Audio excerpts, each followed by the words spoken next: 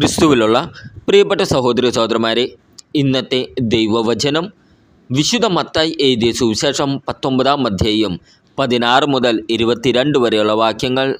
ധനികനായ യുവാവ്. ഒരാൾ യേശുവിനെ സമീപിച്ച് ചോദിച്ചു, ഗുരു, നിത്യജീവൻ പ്രാപിക്കാൻ ഞാൻ എന്ത് നന്മയാണ് പ്രവർത്തിക്കേണ്ടത്? യേശു പറഞ്ഞു, നന്മയെപ്പറ്റി നീ എന്നോട് ചോദിക്കുന്നതെന്തിന്? നല്ലവൻ ഒരുവൻ മാത്രം. ജീവനിൽ പ്രവേശിക്കാൻ അഭിലഷിക്കുന്നെങ്കിൽ പ്രമാണങ്ങൾ അനുസരിക്കുക. അവൻ ചോദിച്ചു, ഏതെല്ലാം?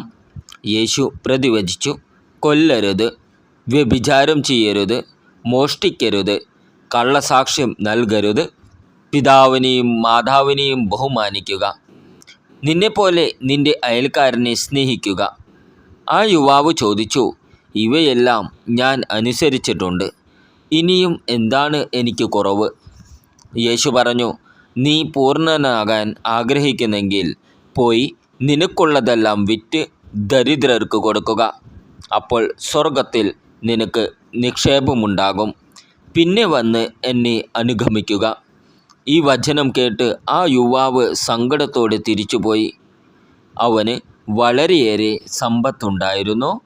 നമ്മുടെ കർത്താവായ ഈശോ മിശിഹായ്ക്ക് സ്തുതി. ക്രിസ്തുവിലുള്ള പ്രിയപ്പെട്ട സഹോദരി സഹോദരന്മാരെ, ഇന്നത്തെ ദൈവവചനം വിശുദ്ധ മത്തായി എഴുതിയ സുവിശേഷം 19-ാം അധ്യായം 16 മുതൽ 22 വരെയുള്ള വാക്യങ്ങൾ. ധനികനായ യുവാവ്. ഒരാൾ യേശുവിനെ സമീപിച്ച് ചോദിച്ചു, ഗുരു, നിത്യജീവൻ പ്രാപിക്കാൻ ഞാൻ എന്ത് നന്മയാണ് പ്രവർത്തിക്കേണ്ടത്? യേശു പറഞ്ഞു, നന്മയെപ്പറ്റി നീ എന്നോട് ചോദിക്കുന്നതെന്തിന്? നല്ലവൻ ഒരുവൻ മാത്രം. ജീവനിൽ പ്രവേശിക്കാൻ അഭിലഷിക്കുന്നെങ്കിൽ പ്രമാണങ്ങൾ അനുസരിക്കുക. അവൻ ചോദിച്ചു, ഏതെല്ലാം? യേശു പ്രതിവചിച്ചു, കൊല്ലരുത്, വ്യഭിചാരം ചെയ്യരുത്, മോഷ്ടിക്കരുത്, കള്ളസാക്ഷ്യം നൽകരുത്, പിതാവിനെയും മാതാവിനെയും ബഹുമാനിക്കുക, നിന്നെപ്പോലെ നിൻ്റെ അയൽക്കാരനെ സ്നേഹിക്കുക. ആ യുവാവ് ചോദിച്ചു, ഇവയെല്ലാം ഞാൻ അനുസരിച്ചിട്ടുണ്ട്, ഇനിയും എന്താണ് എനിക്ക് കുറവ്? യേശു പറഞ്ഞു, നീ പൂർണ്ണനാകാൻ ആഗ്രഹിക്കുന്നെങ്കിൽ പോയി നിനക്കുള്ളതെല്ലാം വിറ്റ് ദരിദ്രർക്ക് കൊടുക്കുക. അപ്പോൾ സ്വർഗത്തിൽ നിനക്ക് നിക്ഷേപമുണ്ടാകും. പിന്നെ വന്ന് എന്നെ അനുഗമിക്കുക. ഈ വചനം കേട്ട് ആ യുവാവ് സങ്കടത്തോടെ തിരിച്ചുപോയി.